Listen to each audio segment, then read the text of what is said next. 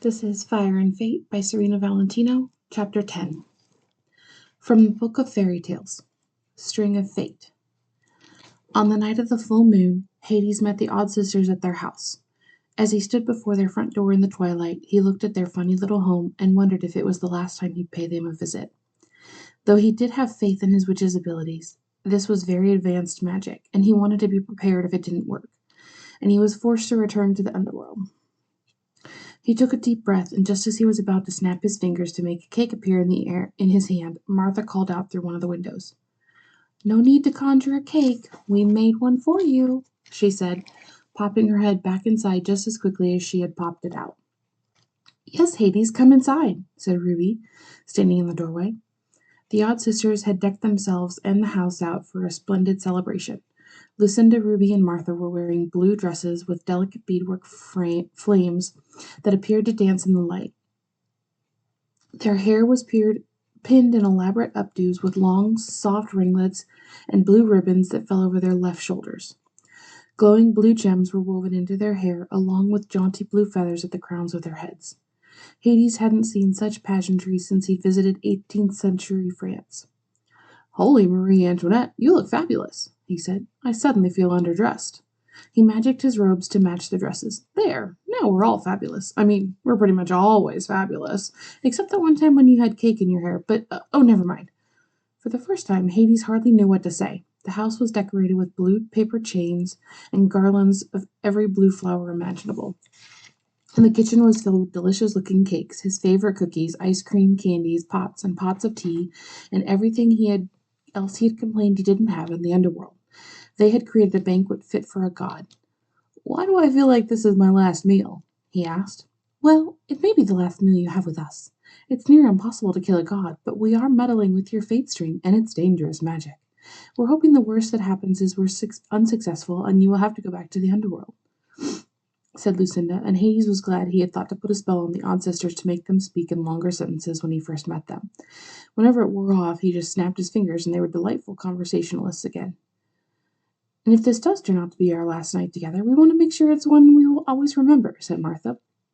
Hades just stood there, stunned and speechless, the thought of which made him burst into laughter. The Odd Sisters didn't know why he was laughing, but they joined him anyway. All of them laughing, singing, and eating cake until shortly before midnight.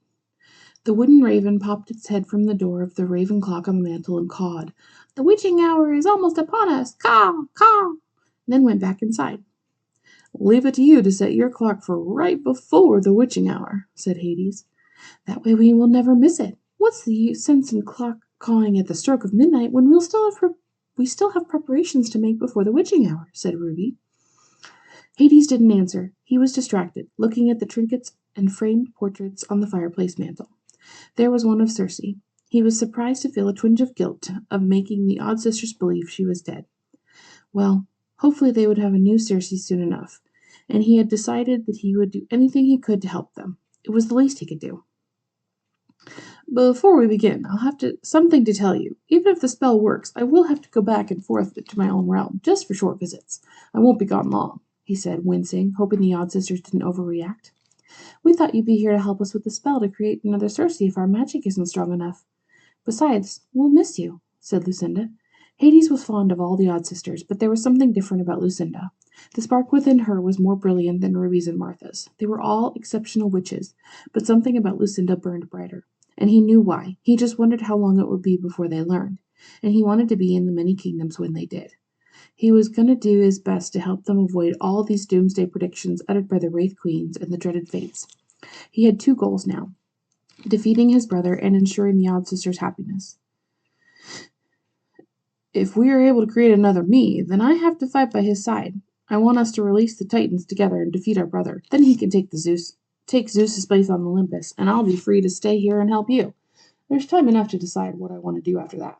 He was bracing himself for their theatrics, but they were all distracted by a knock on the door, and Hades knew at once who it must be. His head burned with fire. "You invited the know-it-alls?" "Don't be angry. We need them here," said Lucinda, but he ignored her and grabbed a big bowl of candy from the table, then opened the door with a big flourish. "Ah, look, it's trick-or-treaters dressed as haggish witches," he said with a wry smile. The Fates looked comical to him, with their giant eyes and exaggerated features. They were completely out of place in the many kingdoms, and even more so standing at the Odd Sisters' front door. This wasn't how he wanted the evening to go, but he was going to make the best of it. He snapped his fingers, and plastic jack-o'-lantern pails appeared in the Fates' hands. Made him laugh to see them standing there like children in grotesque Halloween costumes. "Happy Halloween! Now, get in here quick before you scare the locals," he said, putting candy into their pails. The Fates seemed taken aback, but the Odd Sisters laughed and laughed, even though he was sure they had no idea what he was talking about. "It's not Samhain," said the Fate with their one great eye, taking the candy from the pail and sniffing it. "Yes, I know, that's the point," Hades said. No sense of humor, these three. Then, turning to the Odd Sisters, he asked, "What are they doing here? Why don't we invite all your witch friends and have a big witchy party? Want me to resurrect your friend Grimhilda? What about Ursula? While we're at it, why not invite Baba Yaga? We'll have to change the banquet to accommodate her unique taste, but that shouldn't be a problem." Hades was burning red with fire, his eyes bulging and fists clenched. "Calm down, Hades." Lucinda took Hades by the arm and led him into the kitchen, where they could speak privately. "Why are you so upset they're here?" she asked him. "They ruin everything, everything. They're always going on about how my plans will fail," he said, magically morphing his face into the Fate with the eye. "Ooh, I'm spooky. I'm a know-it-all Fate. Blah, blah, blah. It will be a disaster. All will turn to dust. Oh, and by the way, I know everything." He morphed back to his own face. "It's tedious. Just for once, I'd like to make a plan and not have those hags tell me it'll go wrong. I don't trust them." "But aren't they the witches who have the power to cut fate strings? It doesn't cutting a fate string mean death?" Lucinda asked, putting her hand on his arm. "Yes," he said, his hair now turning from red to blue. "That is precisely why I wanted them here. I want you alive. This way I can keep an eye on them. Make sure they don't get a little too twitchy with those scissors." "Ah, you're a tricky little witch, and I love you for it," he said, surprising both Lucinda and himself. But it was true. "Yeah, I said I love you. So what? Let's not make a big deal out of it and cry or anything," he said, dragging her back into the sitting room with a renewed enthusiasm. "All right, witches, I'm ready. But the question is, are you ready to create another handsome devil? Get it? Handsome devil? No? Okay, whatever. I guess the real question is, do you think the world is ready for two of me?" he asked, putting his hands up and wiggling his fingers like a devil with a devilish grin. The Fates just stood perfectly still, holding their trick-or-treat pails, looking at Hades, dumbfounded. "He's just bedazzling. It's a thing he does," said Ruby, looking at the Fates. "I think you mean pizzazzing. The first time he did it, we thought he was trying to put a spell on us," said Martha, laughing so hard she fell on the floor. "No, I told you, they're called jazz hands. This, my witches, is bedazzling," said Hades, spinning in a circle, then stopping to reveal that his robe was now completely covered in sparkly blue gems. "And these are jazz hands. But I think you're right. Pizzazz hands sounds more fun," he said, wiggling his fingers again, making the Odd Sisters laugh so hard now that Ruby was on the floor with Martha. The Fates just stood there with their stupid Halloween pails staring at them. "Oh, never mind. You hags are no fun," he said. "Let's just get on with the spell." It suddenly became very quiet. A chilly mist enveloped the room, obscuring all the light except a soft glow that illuminated the Fates as they spoke. "The witching hour is almost upon us. It is now time for the splitting ceremony," said the Fate with the long pointed nose in a voice that grated on Hades' nerves. "Yes, yes," said the Fate with the long face and toothless grin. "The time is nigh." The Fate with one eye and sharp teeth just stood there with her dreaded rusty scissors, snipping them over and over, like she was eager to see everything go wrong and have an excuse to cut Hades' string altogether.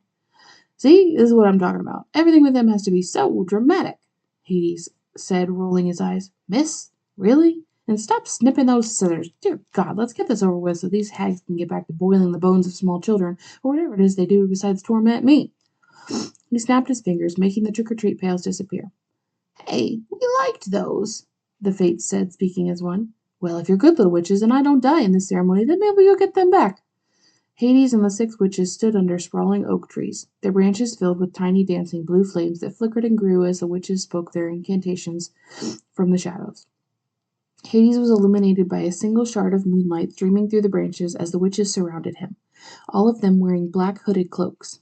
Their voices were murmurs at first, then grew louder until they rose together in a maddening cacophony. "Why do I feel like I'm in history's most horrifying production of Macbeth?" he said. The witches shushed him as one. As their voices sang out into the darkness, they mingled with the breeze, causing the flames in the trees and the moon and stars to shine brighter. Even though it was midnight, the light became so bright the sky grew to be the color of twilight. Hades could feel the cosmos shifting, and suddenly the sky went dark, and the light instead filled Hades. The light from the moon, the stars, and the flames throughout the many kingdoms were now all within him. He could feel the stars moving, aligning in a position of power. He felt their light stir within his body and pushed his fate string out of his chest. Lucinda had warned him that this part would be uncomfortable, warned him that his instinct would be to flee, but he stood very still, resisting the urge to run or put a stop to the whole thing. He kept playing her warnings over and over in his mind. Everything within you will want to fight against it. Your soul will feel like it's being ripped out of your chest. You will want to resist. Just stand still and trust us. Do you trust me, Hades? Do you trust us? He did trust the Odd sisters. Honestly, he didn't know why. There was nothing in their history that would suggest he should, but he did. It was inexplicable, the trust, and this connection he had with them. So he stood completely still, resisting the urge to flee, and to his astonishment he saw it, his fate string emerging from his chest, glowing in the darkness, growing longer and longer, until it felt like it was going to rip his heart out with it. At the other end, pulling the string, was Lucinda. She crooked her finger for the fate Future to join her, and took a knife from her cloak pocket. Future pinched the end of the string between her fingers and held it taut, while Lucinda carefully sliced it lengthwise until she reached Hades. The other witches' voices rang out into the darkness, louder and louder, until that and the pain in Hades' chest was all that existed. He felt faint and dangerously close to death, but he held fast to the words the witches chanted over and over. Make what was one into two, bring his double into view, grace our realms with more than one, untangle this web he has spun, bring to Hades' to us this night, his brother Zeus he must smite. The witches recited the lines over and over. Hades felt like he was trapped in an endless loop, taking him deeper and deeper into the darkness, until finally he felt himself enveloped by the vast emptiness of the cosmos. He was fading, dying, and the last thing he saw before he closed his eyes was Lucinda's smile.